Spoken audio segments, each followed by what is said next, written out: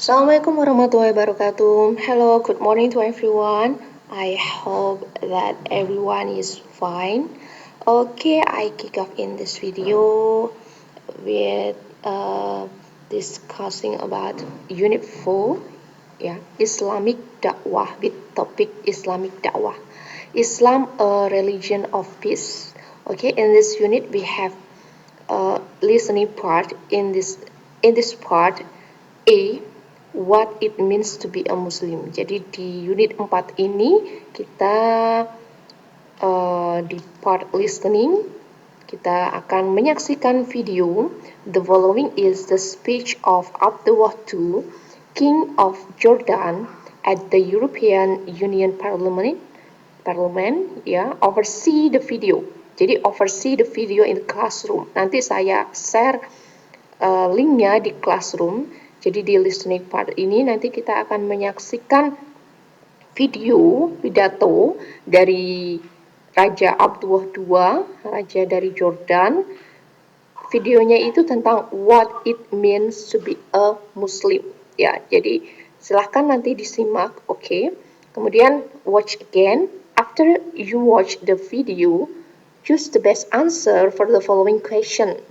Jadi silahkan nanti setelah menyimak videonya, silahkan jawab beberapa pertanyaan di sini ya. Ada 4 pertanyaan. Nanti akan kita diskusikan di classroom ya. Jadi setelah menyimak pidato dari Raja Abdullah, silahkan jawab pertanyaan yang ada di sini. And then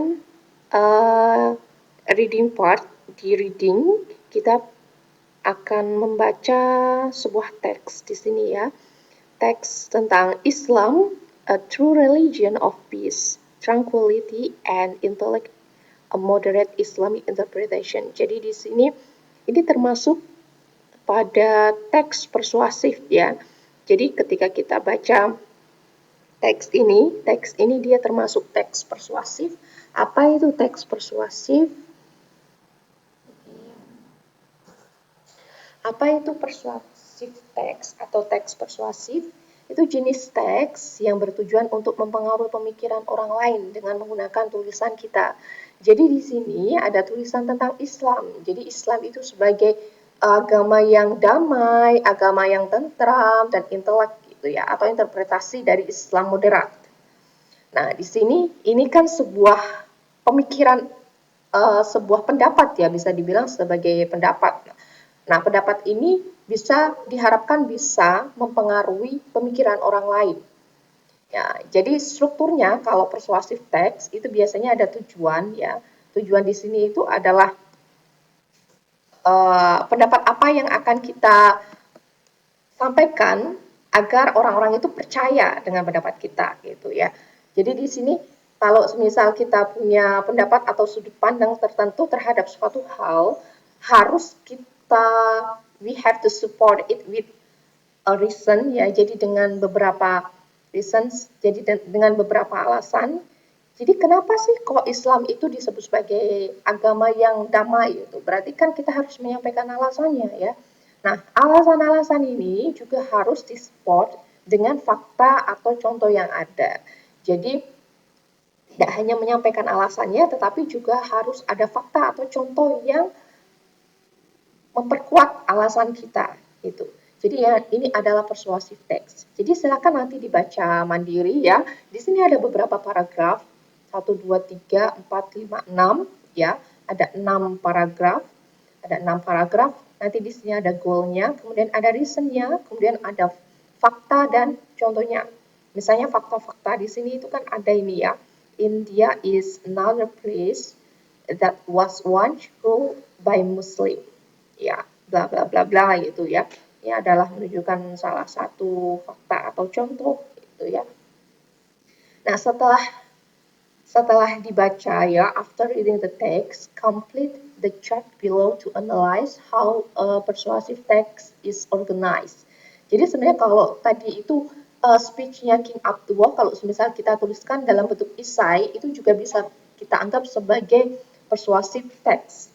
Karena menurut King Abdullah itu kan bagaimana sih caranya kita menjadi seorang muslim ya. Seorang muslim itu harus begini gitu ya. Jadi itu bisa dibilang juga kalau misalnya kita tuliskan itu bisa jadi essay atau bisa kita tuliskan sebagai persuasive text. Okay? From the exercise above, you can make a persuasive text to prepare for public speaking, ya. Jadi persuasive text tadi itu bisa kita gunakan untuk public speaking. Jadi bisa kita gunakan untuk materi pidato gitu ya. Di sini ada beberapa metode untuk improve public speaking skills, ya. Jadi ini yang pertama, believe you are a better speaker than you think you are. Jadi kita harus mikir bahwa kita itu sebenarnya adalah speaker yang lebih baik daripada pikiran kita. Karena biasanya kan kalau misalnya kita harus pidato atau menyampaikan sesuatu gitu ya, itu kan kita berpikir bahwa saya itu nggak bisa, ini kayaknya kurang bagus, lebih baik si dia, lebih baik si itu gitu.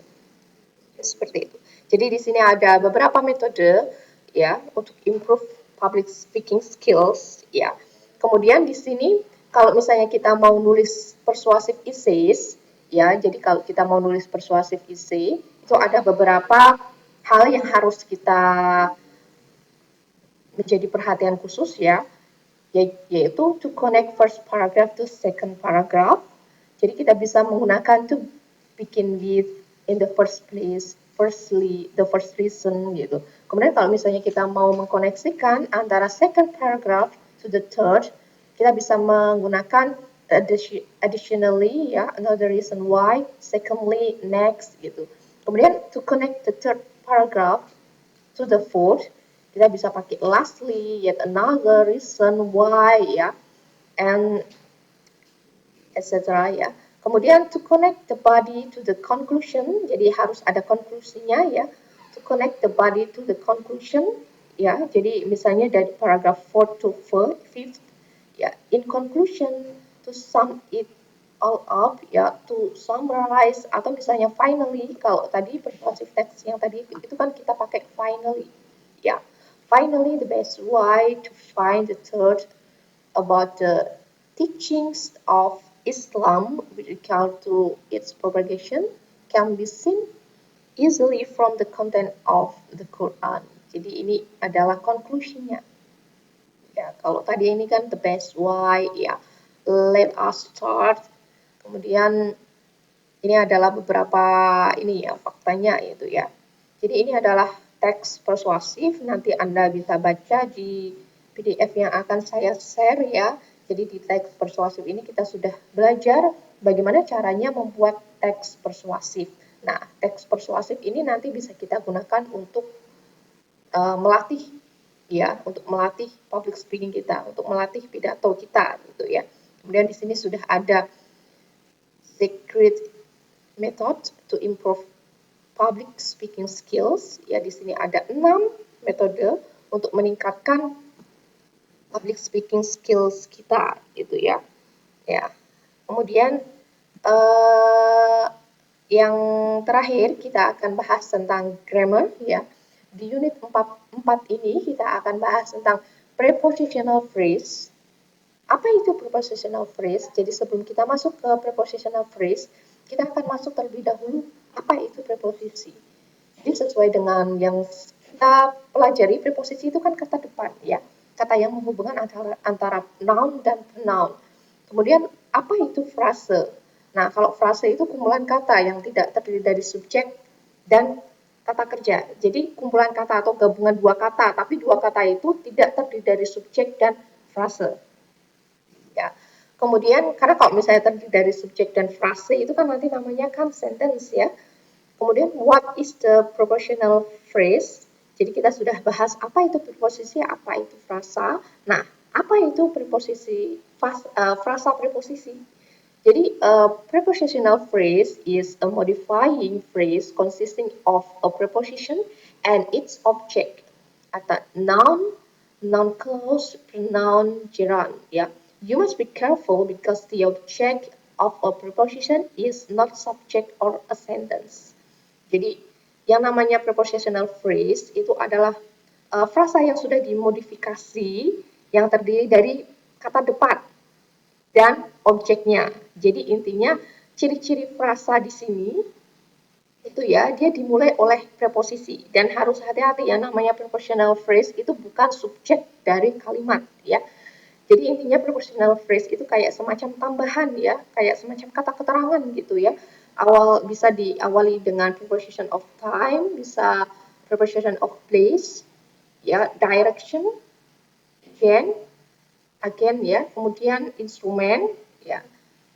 Jadi ini ada intinya diawali oleh preposisi dan prepositional phrase itu bukan subjek.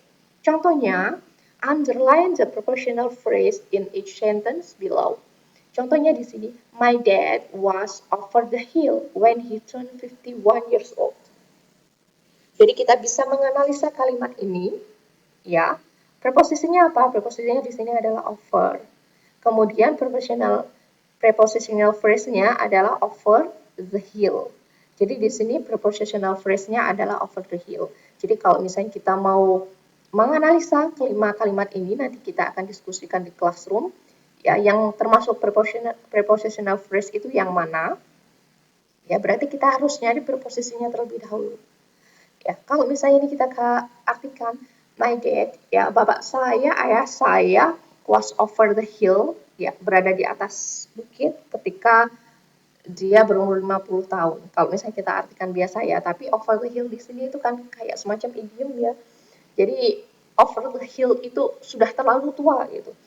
Ayah saya itu udah terlalu tua ketika dia berumur 51 tahun gitu. Jadi proportional phrase-nya di sini adalah over the hill.